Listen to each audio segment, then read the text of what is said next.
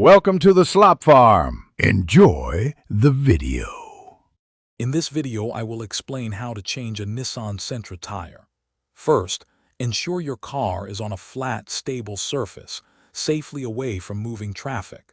Engage the parking brake and activate your hazard lights for visibility. Gather your essential tools, the spare tire, the jack, and the lug wrench. For added safety, place wheel wedges behind the tire diagonally opposite the flat one. Next, remove any hubcap or wheel cover to expose the lug nuts.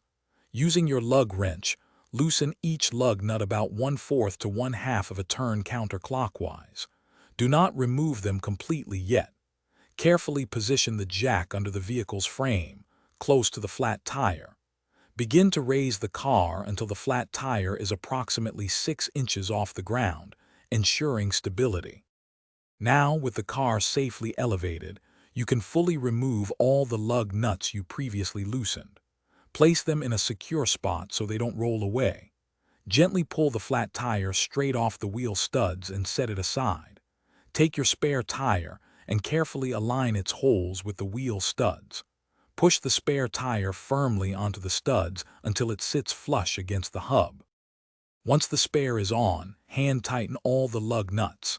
Then, lower the vehicle until the spare tire just touches the ground but the full weight isn't on it.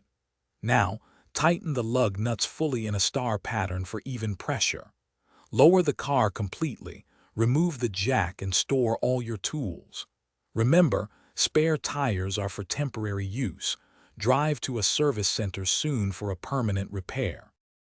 Thanks for watching. Consider subscribing if we helped you today.